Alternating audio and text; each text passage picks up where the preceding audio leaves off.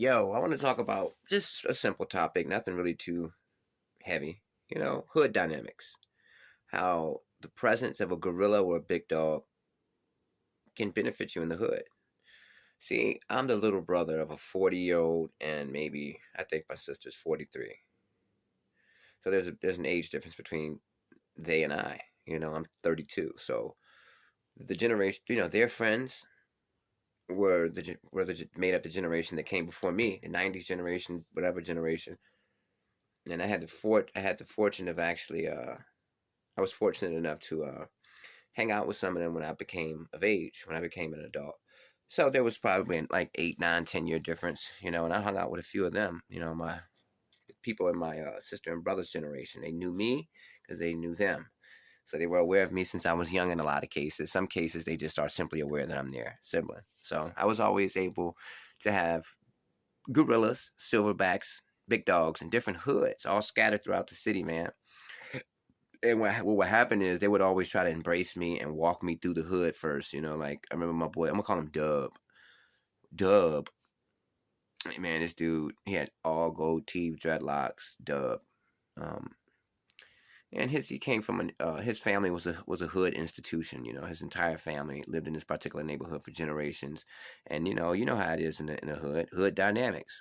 Sometimes you have these households, these families that produce a bunch of males that get into a lot of stuff and become known in the streets. I'm pretty sure if you're from the hood or whatever, you know of a notorious family. You can just drop their last name and everybody knows who they are because they've produced so many different boys and men who got it in. You know what I mean? So he comes from a hood institution, an institution in the hood. Which is a family that's been there for a long time. You know what I mean? And they had a lot of respect, and the males of that family certainly had a lot of respect.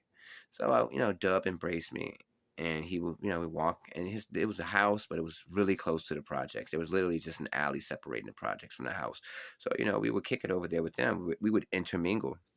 Now, this is in my part of town, South Richmond, but at the same time, I didn't go to school over there.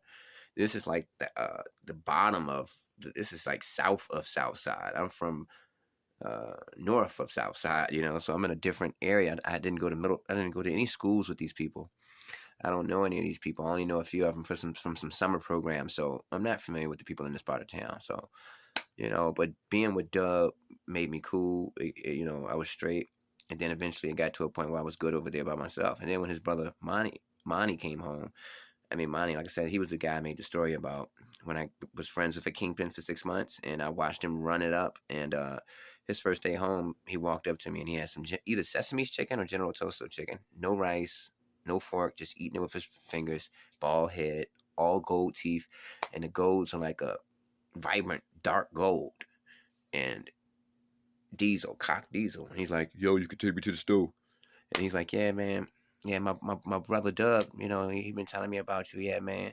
Then, he started giving me the spiel about what's his name and stuff like that. And I'm listening to BG, It's All on You, Volume 1.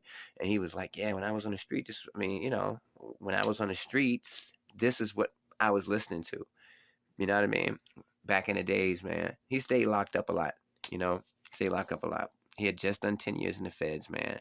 And his reputation was solidified because as soon as he came back, all the drug addicts in the area, they knew him and they had these deep bonds with him. And I noticed that about the true hustlers of the hood. They have these deep connections with these drug addicts and stuff, either because they've been serving them forever or it's generational, man. It's deep like that sometimes. But it's like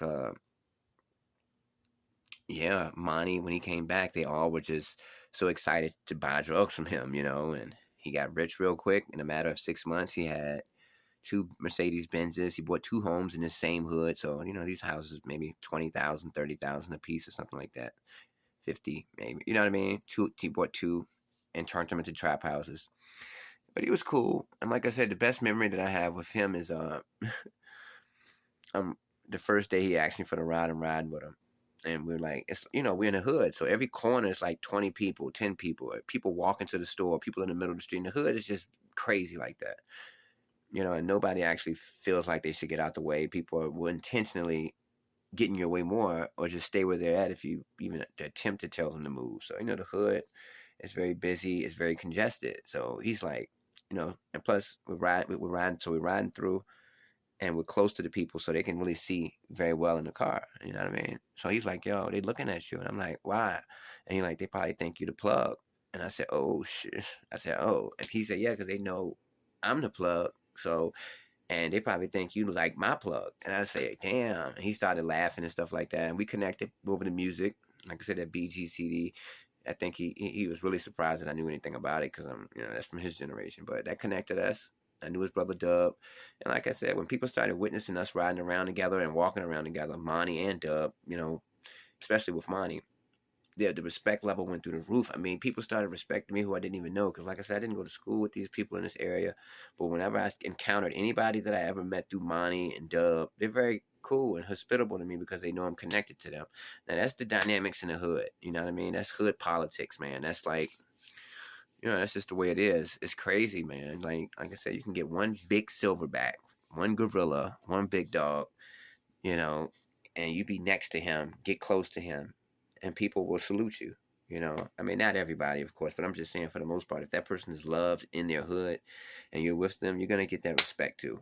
You know, it's like that's hood dynamics, man. You know what I mean? And it's just crazy because, you know, it's just they have so much respect for guys like Monty. You know, he's a street dude. He's been around forever. He gets locked up, then he'll come home and he'll make a bunch of money. So I think that he has like a million stash somewhere because he obviously doesn't mind going back to jail and doing 10 years and then coming out for only 5 months and then going back for 2. He must have some money buried in the ground or something because obviously he don't mind. Maybe he's just running it up, and eventually he's just going to stop. I don't know. But I forgot what I was going to say. So I think that's a cue for me to leave. Peace, man. Take your time out there.